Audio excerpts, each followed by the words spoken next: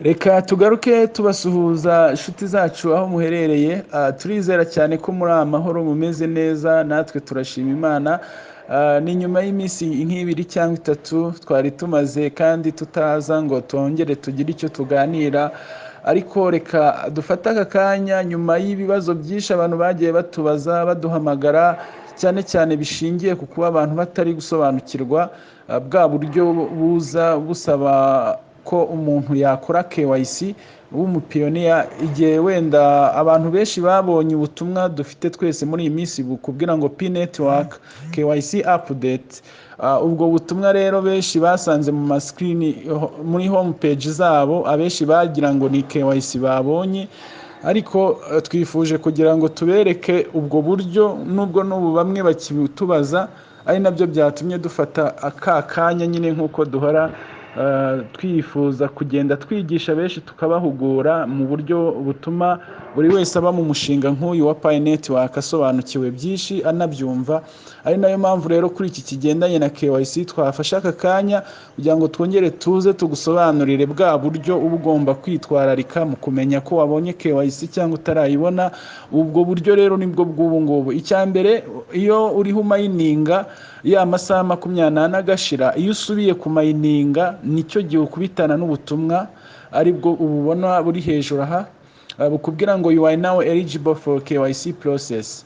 So nukuvuga ngo rero iyo ubutumwa ukibona muri home page yawe, icyo wihutira gukora ni ukureba mbere na mbere ko uba ufite internet ihagije, ukareba ko telefone yawe ituzuye cyane ku buryo bitayibuza kwihutisha nko ku browsinga, kuko ubundi iyi KYC akenshi igenda ikorana n'ibintu byo ku browsinga, aribwo bwa buryo busaba nyine uba ufite internet nziza, uba ufite telefone itari full cyane ku buryo bibangamiriye application kurodinga.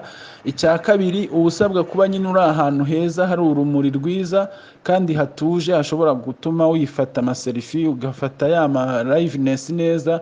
Ibyo byose rero iyo wabikoze mu buryo butunganye, bagenda bakwereka stage ugenda ujyaho. None iyo wageze aha rero kuri ubu butumwa ukibubona, akenshi uhita ubona hasi handitse ngo open browse. Open browse, iyo bakubwiye open browse niho hantu uhita winjirira ukajya gutangira process ya KYC. KYC rero murabizi ko kuyikora, page ya mbere ni ya biography y'umuntu, amazina neza yawe ukayandika kwa kundi ari mu cyangombwa, ukandika address yawe, aho utuye, igihugu, umujyi, umuhanda, nimero, ukongeramo intara, umujyi cyangwa se babyita hariya state or province, ubwo ni umujyi cyangwa intara uburimo. Ibyo rero ukagenda ubyuzuza neza, handi bashyira zip code aho twamaze kubivuga cyane ko ubundi ushyiramo 0 cyangwa 0, icyo washyiramo kimwe muri ibyo ntacyo bitwaye. Hanyuma ugakomeza page ikurikiraho iba ari y'amafoto. Nukuvuga ngo ni ibyo bintu ugenda ukora, ariko hari igihe bamwe nyine bigeraho bikanga cyangwa se hakazamo ibyo badasobanukiwe. Nk'ubu tukiri aha ngaha tubanze dushimira umumama w'intwari twabonye ugerageza kuba aperisevera. Impamvu tumutanzeho urugero, ni umumama wavuye Ikirehe, KYC yari yarafungutse ayimaraho umunsi urenga iranga, araza aratugana muri OTC Group, turangije turamufasha, kandi twamubwira ngo congratulation mama Kayitesi wo muri Kirehe, yaraje rwose turamufasha. Iyo KYC ye iboneka umunsi w'ejo, iba submitted nyuma y'iminsi 2 yari ayimazeho itari gukunda. Kandi ibyo nabyo twavuga ngo uyu mushinga uko umuntu wese awuhaye imbaraga no kuwushyira ku mutima, bizagenda bimubera uko abyifuza. Hanyuma rero tuvuga ngo KYC yo ni ibisanzwe, uburyo bwo kuyikora ushobora kuyikora nyine wanyuze muri izo nzira turi kugusobanurira. Ushobora kubyikorera, bishobora kukugora ukatugana. Ibyo byose icyo washobora, icyo wakorohera, nicyo twese tuba duhari ngo dufashanye. Ariko kandi tukubwira ngo KYC mbere yo gutangira kuyitekereza, banza utekereze niba na bimwe bindi uba warabikoze, kuko murabizi ko twagiye dutanga amacourses menshi ya online tubwira abantu ibyo bitwararika kuri uyu mushinga, kandi abenshi barabikoze. Nicyo cyiza gishimishije ko hari benshi izo step bagiye bazikora. Rero ikintu cya mbere hano muri KYC uyikora witwararikaho ni ukumenya ko za funguzo wazibitse neza, ndetse ukanazemeza muri aho bita wallet confirm. Iyo utazemeje ugakora KYC, icyo gihe uyipasinze zidahari cyangwa ziri mwereri cyangwa hari utundi dukosa nyine birumvikana turimo, wazahura na risk iri permanent, wahura n'ikibazo cya burundu cyo kuba na Pi network zawe zitazagera ku ikofi cyangwa mu bubiko bwazo. Ariyo mpamvu tukubwira ngo nubona wabonye na KYC mbere yo kuyikora, uzabanze wongere wicekinge kumeze neza, ibintu byose biri ku murongo, password uracyazibuka, biriya byose tuba twaragiye duhuguraho abantu, ukareba niba ukiri ku murongo wabyo neza. So ibyo rero icyo bizakumarira nuko iyo KYC yawe uzabasha kuyitambuka neza kandi nta kibazo wasizemo inyuma muri system. Ikindi ushobora gukora KYC nabi ariko result ikazaza ari mbi, cyangwa se bakanatinda kugusubiza bitewe nuko system yasanze hari ibyo utujuje neza. Harimo nka ya mazina, muzi ko ari amazina yo ugomba kuyahuza nk'uko kwirangamuntu yawe biba biri, kuko ibyo byose system irabitracking ikabihuza ikabireba niba bihura. Iyo system isanze bidahura rero urumva ntacyo bakumarira, ntacyo mwavugana. So tubabwira rero ngo amakuru yo abagihari ari menshi, tuba tukiyakurikirana, tuba tukibona ibivugwa byinshi cyane kuri uyu mushinga mu bihugu bitandukanye, ama event atandukanye mu bihugu bitandukanye, tukubwira ngo uburyo uri humayininga ujye ukomeza ubikore ushyizeho umutima. Tubona benshi bagiye bacika intege ashingiye kuvuga ngo ibi bintu igihe nabikoreye mbona byaratinze, mbona nta kiravamo, ariko mu by'ukuri wibuke ko yari umushinga muremure kandi urambye. Ikindi gutekereza ko umushinga nk'uyu uzabaho ari umushinga w'ibintu uhuje ibihugu byinshi, uhuje abantu benshi, uhuje serivisi nyinshi, uhuje ibikorwa byinshi, ibyo ugomba kubitekerezaho ko atari umushinga uhubukirwa ngo ube wamaze kubaho mu kwezi kumwe cyangwa amezi abiri, ahubwo utekereza ko ari umushinga uzagenda ukaramba ukamara igihe kirekire. Nayo mpamvu ibiri kubakwamwo cyangwa se ibiri kugenda binozwa muri wo bisabye imbaraga, bisabye igihe kinini.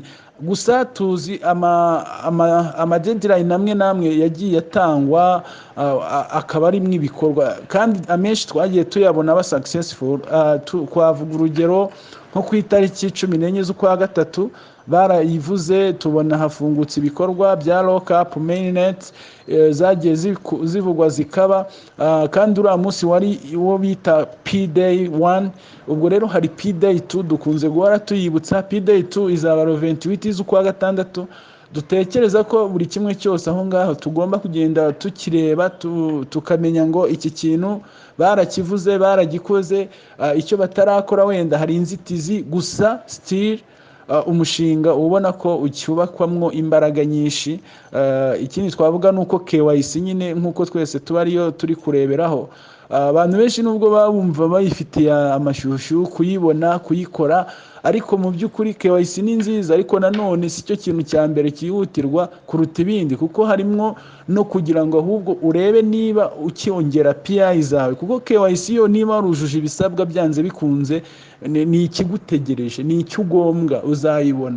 Ahubwo reba ngo ibindi byose ubikora neza, PI zawe uracyazongera. Tubibutsa kenshi ko izi PI tubona hari umunsi zaba zitaboneka, hari umunsi zaba zaragabanutse, hari umunsi uzaba nta n'imwe wabona ku buntu for free.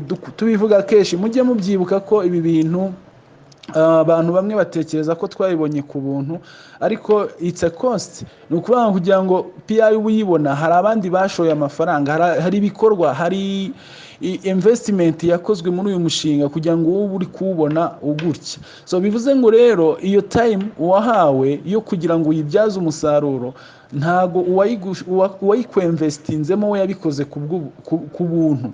So bivuga ngo rero tekereza nawe ibyo ukora neza, niba ejo n'ejo bundi cya kintu wabayeho umufatanyabikorwa kizakugira umumaro, until the end. So twavuga rero ngo amakuru yo aracyakagaruka, tubabwira ko OTC Group iri hafi yanyu, ndetse tugenda natwe tunoza ibikorwa byo kubagezaho amakuru amwe n'amwe abatandukanye muri online training center, tubizeza ko amakuru yose agendanye na serivisi zo muri online training center tuzajya tugenda tuyabagezaho muri hose, kandi muba mushobora no kutubona mu buryo butandukanye ku ma social medias yacu, tukagenda tuganira namwe muduha ibitekerezo ndetse n'uburyo turushaho kunoza kubaha serivisi nziza, dukomeza kwiteza imbere. Tubashimira kandi mwese aho muba muri, abatwumva bari hirya no hino ku isi. Turabizi OTC Group imaze kugera hirya no hino, mu baturanyi bacu hano i Burundi bumva ururimi tuvuga kimwe, bo muri Kongo nabo nubwo batumva ikinyarwanda ariko bagendana natwe. So tuvuga ngo rero amakuru aba ari akagaruka, kandi tubashimira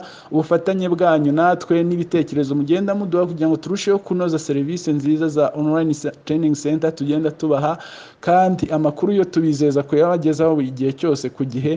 Imana ikomeze ibarinde kandi biteho, turabakunda. Ciao ciao. Mwari kumwe na Olivier mwijwi na muri OTC Group, mwijwi na Olivier.